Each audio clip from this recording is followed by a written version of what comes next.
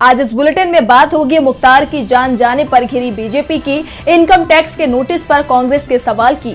बात करेंगे महागठबंधन के दलों में बिहार में सीट बंटवारे के केजरीवाल पर भारत से यूएन तक घिरी मोदी सरकार की। जानेंगे राहुल गांधी ने ईडी और आईटी के साथ कैसे मोदी सरकार की बढ़ा दी है चिंता। और बुलेटिन के आखिर में देखेंगे जाने माने कार्टूनिस्ट इरफान की किस खबर पर पड़ी तिरछी नजर। इसके अलावा और भी कई बड़ी खबरों से आपको करवाएंगे रूबरू, लेकिन तमाम बड़ी खबरों से पहले एक नजर सुर्खियों पर।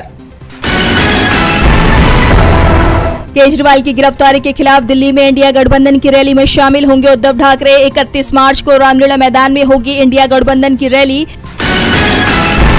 चुनाव आयोग को सी विजिल ऐप पर चुनाव की घोषणा के बाद अब तक 79,000 से ज्यादा मिली शिकायतें। आयोग का दावा 99% का हुआ समाधान।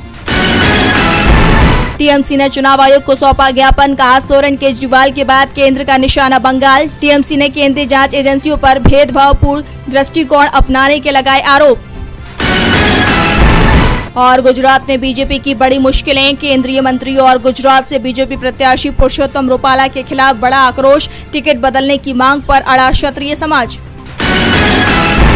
ये तो थी सुर्खियां। अब बात आज की सबसे बड़ी खबर की।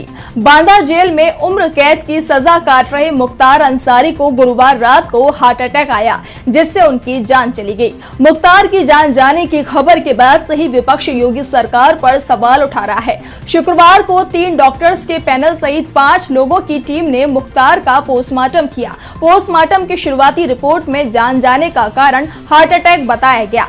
मुख्तार को शनिवार को गाजीपुर के कालीबाग में सुपुर्द ए खाक किया जाएगा।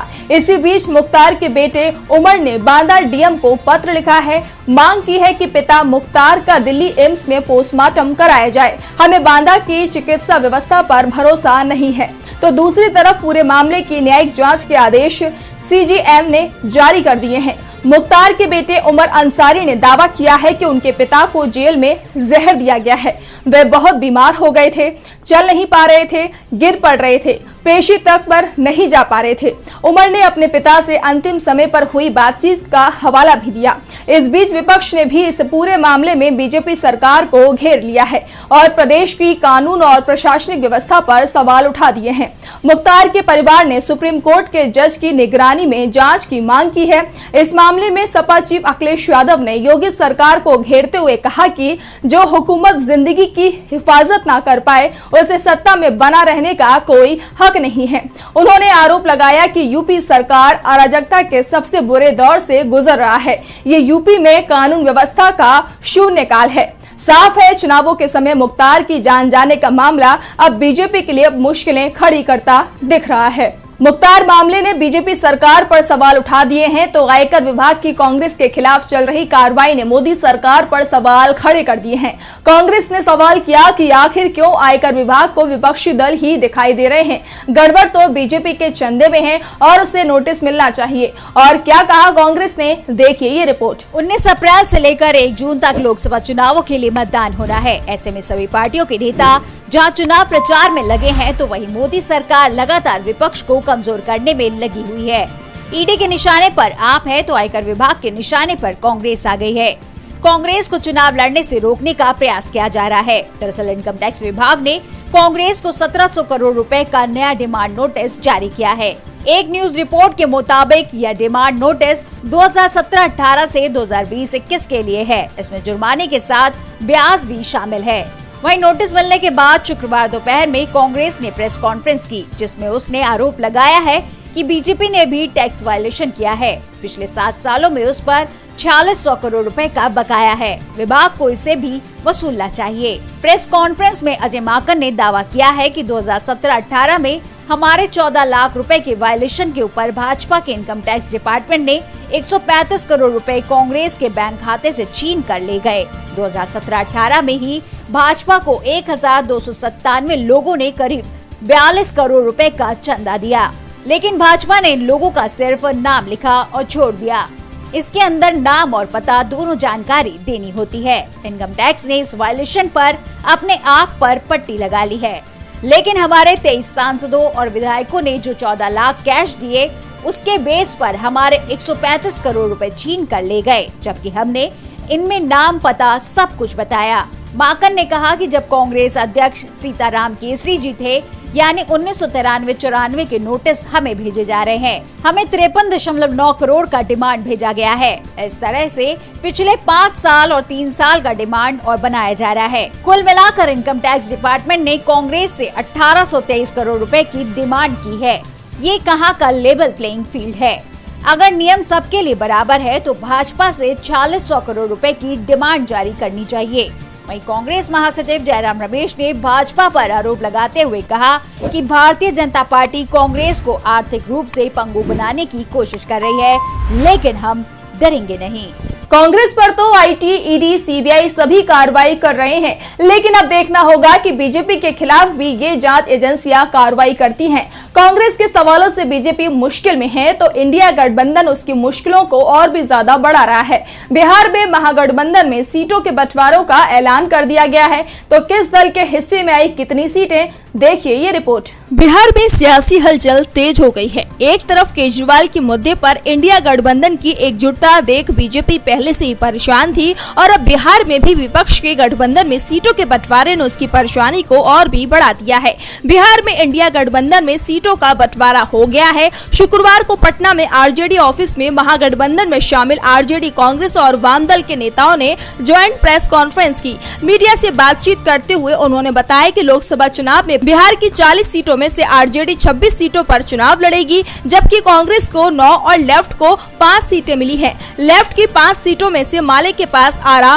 काराकाट, नालंदा मिलाकर 3 सीटें सीपीआई बेगूसराय और सीपीएम खगड़िया से चुनाव लड़ेगी। कांग्रेस के खाते में किशनगंज, कटिहार, समस्तीपुर, पटना साहिब, सासाराम, पश्चिमी चंपारण, मुजफ्फरपुर, भागलपुर, महाराजगंज की सीटें आई हैं और बची हुई सभी 26 सीटें आरजेडी के पाले में गई हैं। आपको बता दें कि पिछले लोकसभा चुनाव में लालू की पार्टी आरजेडी 19 और कांग्रेस 9 सीटों पर चुनाव लड़ी थी, जबकि लेफ्ट ने अलग होकर 6 सीटों पर अपने उम्मीदवार उतारे थे। बीजेपी ने इंडिया गठबंधन में असहमति को लेकर विपक्ष पर दबाव बनाने की पूरी कोशिश की, लेकिन इस ऐलान के बाद सारी कोशिशें नाकामयाब होती नजर आ रही हैं। जबकि इंडिया गठबंधन एकजुट होकर बिहार में एनडीए गठबंधन को हराने के लिए तैयार नजर आ रहा है। महागठबंधन में सीट बंटवारे ने बीजेपी की चिंता को बढ़ा दिया है, क्योंकि पहले से ही विपक्षी गठबंधन बीजेपी पर भारी पड़ता दिखाई दे रहा है और इंडिया में सीट बंटवारे के बाद बीजेपी और कमजोर दिखाई दे रही है। तो केंद्रीय एजेंसियों की कार्रवाई से भी बीजेपी फंसती दिख रही है।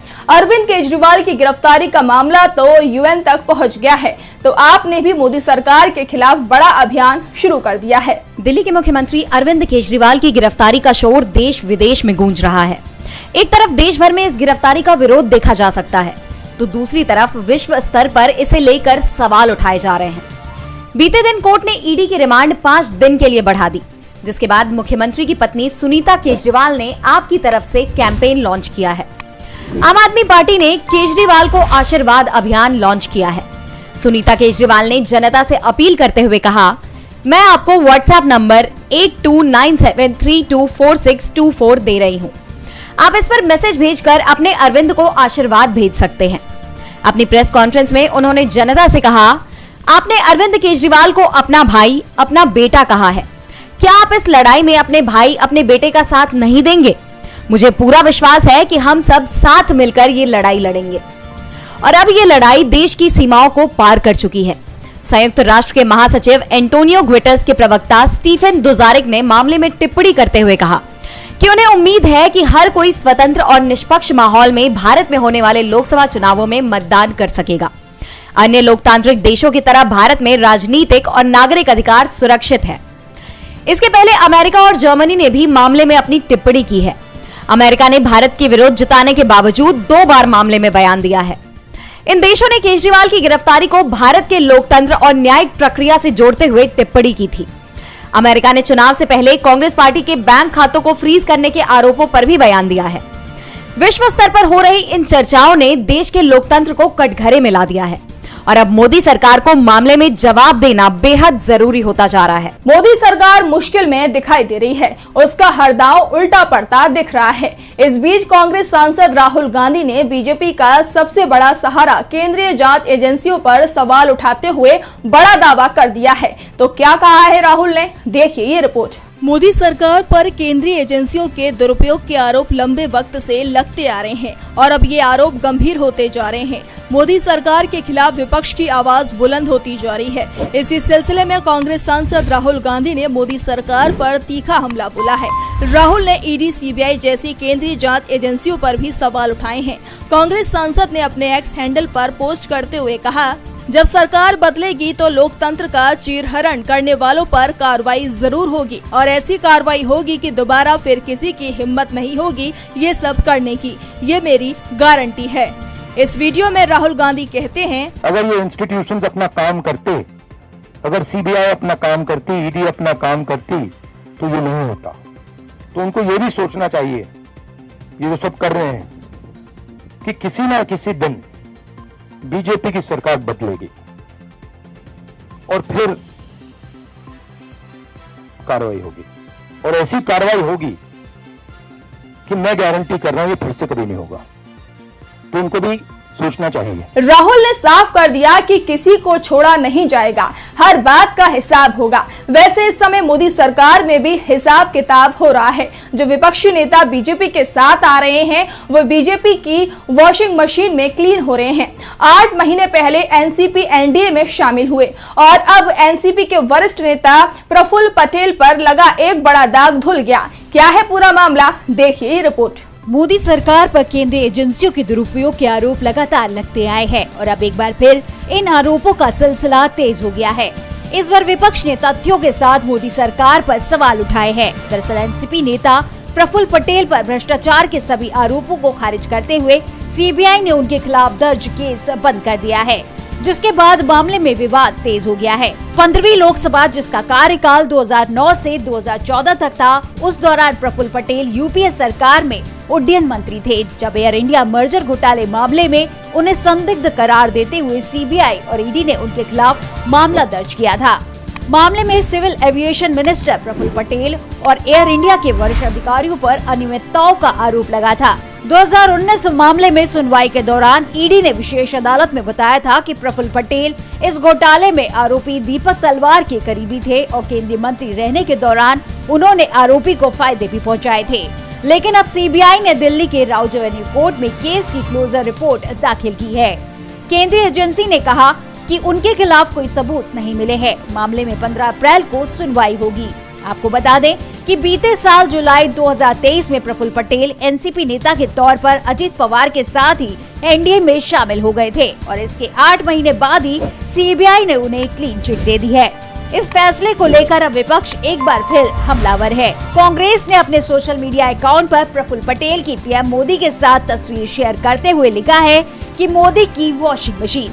विपक्ष पहले से आरोप लगाते आया है कि मोदी सरकार विपक्ष के नेताओं के खिलाफ केंद्रीय एजेंसियों का इस्तेमाल करती है और जब वह भी भ्रष्टाचार में आरोपी नेता बीजेपी में शामिल हो जाते हैं तो उन पर लगे सारे आरोप साफ हो जाते हैं, सारे मामले खारिज हो जाते हैं। और ऐसे में प्रफुल्ल पटेल के ताजे मामले ने विपक्ष के आरोपों को और मजबूत कर दिया है। बीजेपी ने जिस मुद्दे को लेकर संसद ठप कर दी थी, अब सीबीआई के पास उस घोटाले का कोई सबूत नहीं है। पटेल भी अब बीजेपी के खास हैं। इस बीच वकीलों के एक गुट ने सीबीआई को चिट्ठी लिखी थी। इस मामले को पीएम मोदी ने भी उठाया था और अब कांग्रेस अध्यक्ष मल्लिकार्जुन खड़गे ने इसे लेकर पीएम मोदी को करारा जवाब दिया है। तो क्या कहा है खड़गे ने, देखिए इस रिपोर्ट में। देश की न्यायपालिका संकट में है और इसे बचाने की जरूरत है।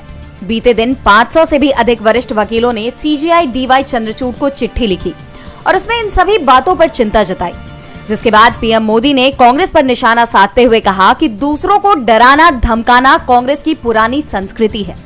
वो अपने स्वार्थ के लिए दूसरों से प्रतिबद्धता चाहते हैं, लेकिन राष्ट्र के प्रति किसी भी प्रतिबद्धता से बचते हैं। जिस पर पलटवार करते हुए कांग्रेस अध्यक्ष मल्लिकार्जुन खड़गे ने करारा जवाब दिया है। खड़गे ने पीएम मोदी को पत्र लिखा है, जिसमें उन्होंने मूल तौर पर 4 सवाल किए हैं।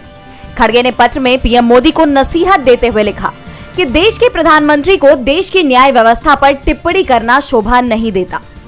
हालांकि आप भारतीय संस्थानों को अपनी निजी संपत्ति मानते हैं। मेरे पास आपके लिए कुछ सवाल है। सर्वोच्च न्यायालय के 4 वरिष्ठतम न्यायाधीशों ने एक अभूतपूर्व प्रेस कॉन्फ्रेंस क्यों की और आपके शासन द्वारा लोकतंत्र के विनाश के खिलाफ चेतावनी क्यों दी?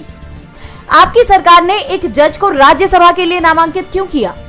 पश्चिम बंगाल में आपकी पार्टी ने हाई कोर्ट के एक पूर्व जज को 2024 के लोकसभा चुनावों के लिए क्यों नामांकित किया है? आपने national judicial appointments commission (NJAC) का गठन क्यों किया, जबकि सुप्रीम कोर्ट ने उसे खत्म कर दिया था?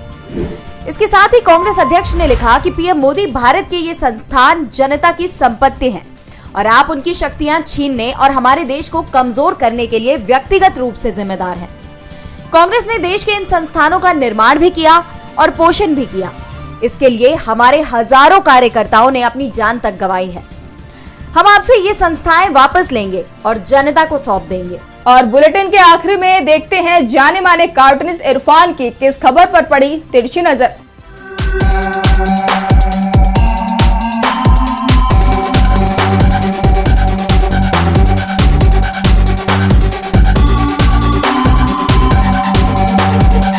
अपनी बेबाकी के लिए जाने जाने वाले नितिन गडकरी, जिनका नाम बीजेपी ने अपने स्टार प्रचारकों की लिस्ट में आखिर डाल दिया है, बड़ा जोखिम वाला काम है।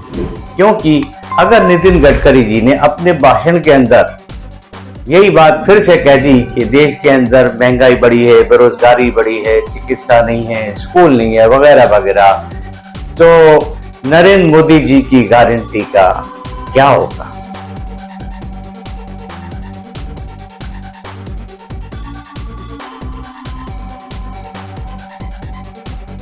आज सोशल मीडिया से लेकर आपके चलते फिरते जीवन में भी पत्रकारिता के बुरे दौर की चर्चा होती है, क्योंकि जिन लोगों पर सूचना देने की जिम्मेदारी है वो आपके लिए नहीं बल्कि कॉरपोरेट और सरकारों को फायदा पहुंचाने में लग गए हैं। विज्ञापन मॉडल को खारिज कर आप इस बीमारी को दूर कर सकते हैं और अपने नारे को बुलंद कीजिए। मेरे खर्च पर आजाद है खबरें।